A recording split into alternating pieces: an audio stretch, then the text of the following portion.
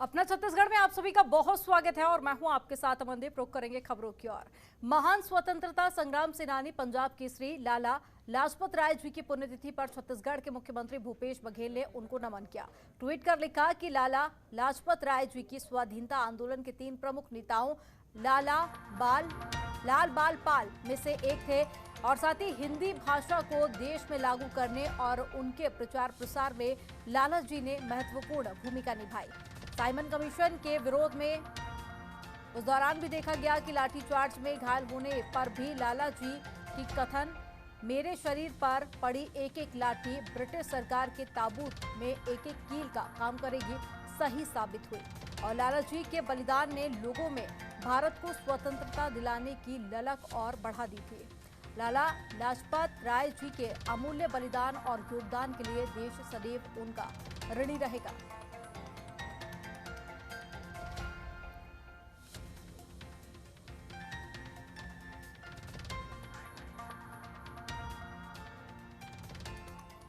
छत्तीसगढ़ के सीएम भूपेश बघेल को राष्ट्रपति रामनाथ कोविंद के हाथों स्वच्छता अवार्ड मिलेगा। ये पुरस्कार उन्हें छत्तीसगढ़ को भारत के स्वच्छतम राज्यों की श्रेणी में रखने की वजह से मिलेगा। आजादी की 75वीं वर्षगांठ के मौके पर 20 नवंबर को नई दिल्ली के विज्ञान भवन में आयोजित स्वच्छ अमृत महोत्सव में राष्ट्रपति रामनाथ कोविंद ये पुरस्कार भूपेश बघेल को सौंपेंगे। छत्तीसगढ़ राज्य ने स्वच्छता के क्षेत्र में देश के स्वच्छतम राज्य के अपने दर्जे को बरकरार रखते हुए सर्वश्रेष्ठ प्रदर्शन किया।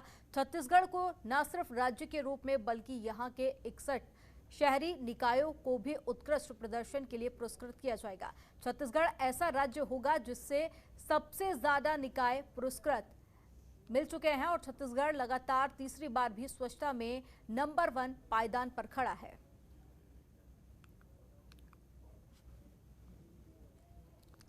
छत्तीसगढ़ के मुख्यमंत्री भूपेश बघेल ने यूपी में 2 दिवसीय दौरे पर हैं और दौरे के दूसरे दिन पत्रकारों से बातचीत में कांग्रेस की चुनावी प्रतिज्ञाओं पर भी चर्चा की। उन्होंने कहा कि बीजेपी ने किसानों की आय दोगुनी करने का वादा किया था।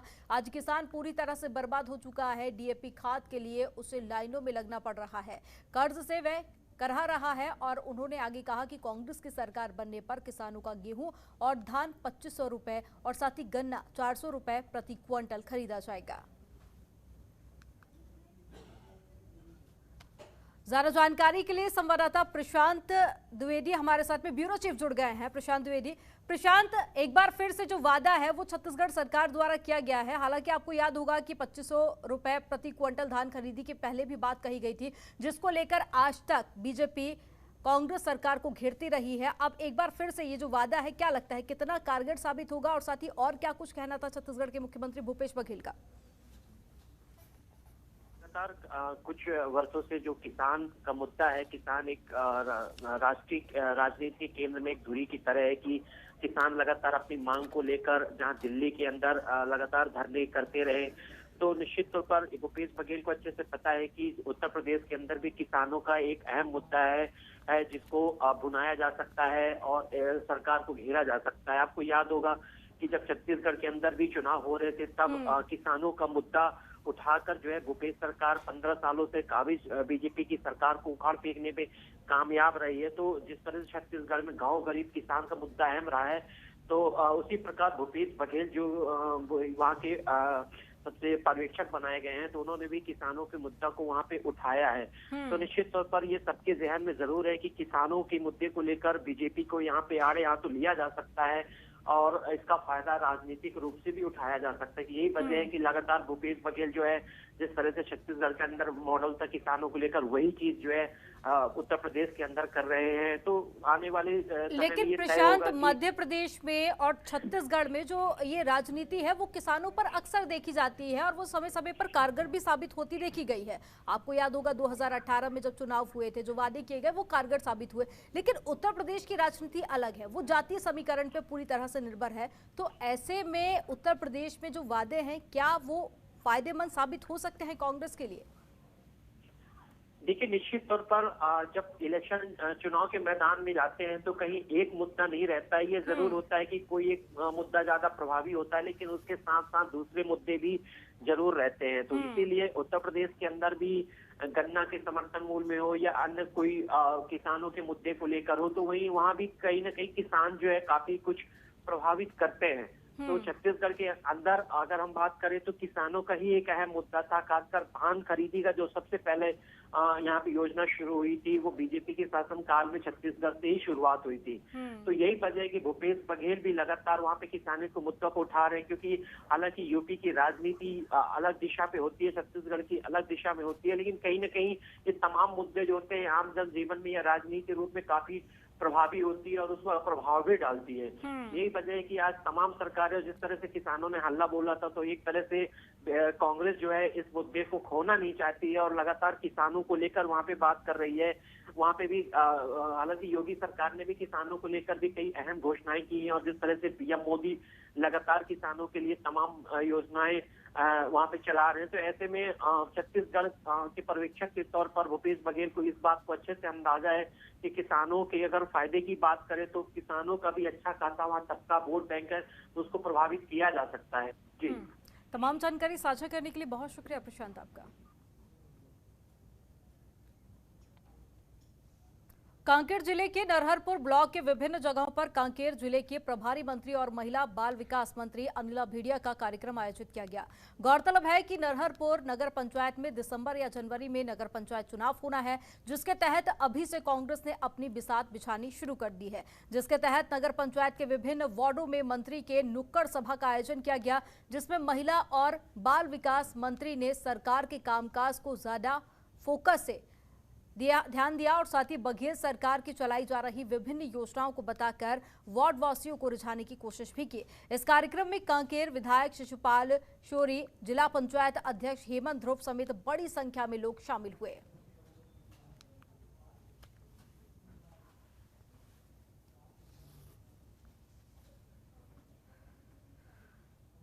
तो कांग्रेस ने अपनी चुनावी बिसात बिछानी शुरू कर दी है। नरहरपुर में नगर पंचायत के चुनाव होने हैं और इसी को लेकर तैयारियां जोरों पर हैं। बाल विकास मंत्री अनिला भेड़िया यहां पर पहुंची थी और उन्होंने यहां पहुंचकर जो अभी तक कार्य किए गए हैं महिलाओं के क्षेत्र में उनको गिनाया और साथ ही आगे भी ऐसे ही कार्य करने की जानकारी लोगों को दी गई। चुनावी माहौल है, हमारे नरहरपुर में नगर पंचायत की चुनाव होनी है, तो हमारी सरकार की जो नीति है हम जन जन तक पहुंचाएंगे। आदरणीय भूपेश बघेल जी की जो नीति है, जो जनता के लिए कर रहे हैं, किसानों के लिए कर रहे हैं, गरीबों के लिए कर रहे हैं, महिलाओं के लिए कर रहे हैं, उनको हम घर घर तक पहुंचाने के हमारे कार्यकर्ता काम करेंगे। अभी जो टैक्स केंद्र सरकार ने कम तो कर दिया है, पर अभी हमारे जीएसटी का यहाँ कुछ ऐसा आदेश नहीं आया है। उसके बाद देखेंगे मुख्यमंत्री जी कैबिनेट में जो बात रखेंगे। अभी तो बैठक भी नहीं हुई, बैठक होने के बाद जो तय होगा कैबिनेट में। स्वर्गीय मूलचंद खंडेलवाल को श्रद्धांजलि देने और परिवारजनों से मिलने के लिए पूर्व पंचायत मंत्री और वर्तमान कुरूद विधायक अजय चंद्राकर और भाटापारा विधायक शिवरतन शर्मा बिलासपुर पहुंचे। पत्रकारों से चर्चा के दौरान उन्होंने भूपेश सरकार को आड़े हाथों लेते हुए कहा कि नक्सलियों के लिए कोई नीति नहीं है। पूर्व मंत्री अजय चंद्राकर ने भूपेश बघेल पर तंज कसते हुए कहा कि वो एटीएम सरकार के मुख्यमंत्री हैं और जो ज्यादातर बाहर ही रहते हैं, जिन्हें छत्तीसगढ़ में क्या घट रहा है उनको कम मतलब रहता है। धान खरीदी पर भी सरकार की कार्यप्रणाली पर कई सारे सवाल उन्होंने खड़े किए। उन्होंने कहा कि धान खरीदी भूपेश सरकार के लिए भ्रष्टाचार करने का उत्सव है। इस दौरान उन्होंने बीजेपी कार्यकाल में हुए विकास के विषय में भी बात की। अभी तो छत्तीसगढ़ में कोई सोचने वाला नहीं है। राजस्थान में मैं क्या बोला, छत्तीसगढ़ राजस्थान और या भारत के 30 प्रांत से बिल्कुल अलग है। मुख्यमंत्री जी एक कदम छत्तीसगढ़ में है, एक कदम अभी एटीएम सरकार का है ना, राष्ट्रीय राजनीति में है। वो सद मिल जाएगी तब इसमें बात करेंगे। परफॉर्मेंस देख के ही तब तय होता है। 2 साल में जितना केंद्र सरकार ने तय किया उतना धान चावल ये दे नहीं पाए, इसलिए इनको किसी तरह के चावल धान के बारे में बात करने के नैतिक अधिकार नहीं है, बात करने का नैतिक अधिकार नहीं है। नारायणपुर में डीएवी मुख्यमंत्री पब्लिक स्कूल की शुरुआत कर प्रदेश सरकार उच्च गुणवत्तापूर्ण शिक्षा प्रदान करना चाहती थी, परंतु सिस्टम की मार ने शिक्षकों को आर्थिक रूप से बदहाल कर दिया। डीएवी मुख्यमंत्री पब्लिक स्कूल ओरछा के शिक्षकों को पिछले 14 महीने से वेतन नहीं मिलने से उनकी आर्थिक स्थिति अत्यधिक कमजोर होती दिखाई दे रही है। शिक्षक अपने वेतन के लिए दफ्तरों के चक्कर काट रहे हैं, जहां पिछले शिक्षण गतिविधियां संचालित हो रही थी, परंतु कोरोना काल से आज तक के स्कूल का शिक्षण कार्य अत्यंत प्रभावित हुआ है।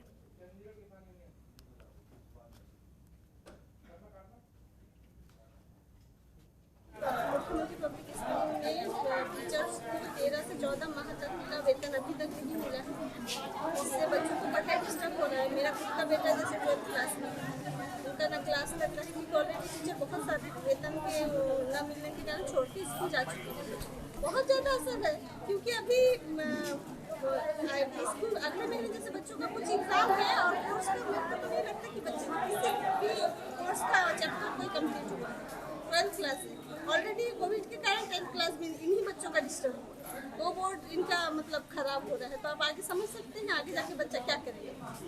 ये एक्चुअली डीएवी का मामला है। उन लोगों ने 13-14 महीने तक वेतन नहीं दिया है। उनसे बुला के बात करते हैं क्यों नहीं दिया है और जो भी होगा कार्रवाई करेंगे। सर, इसमें 4-5 शिक्षक जो है स्कूल से छोड़ के जा चुके हैं, बता रहे हैं, तो वो आगे भी शिक्षक ना जाए, इसके लिए क्या किया जा सकता है? तो इससे बात करेंगे प्रबंधन से और सुनिश्चित करेंगे कि वहाँ पर कोई व्यवस्था न हो।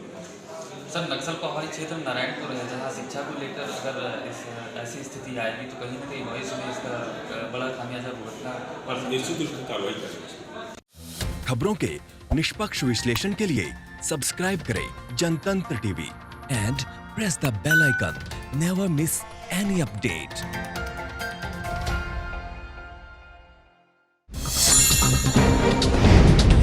डाउनलोड कीजिए जनतंत्र टीवी ऐप को, जो कि अवेलेबल है गूगल प्ले और ऐप स्टोर पर। अधिक जानकारी के लिए अभी डाउनलोड करें।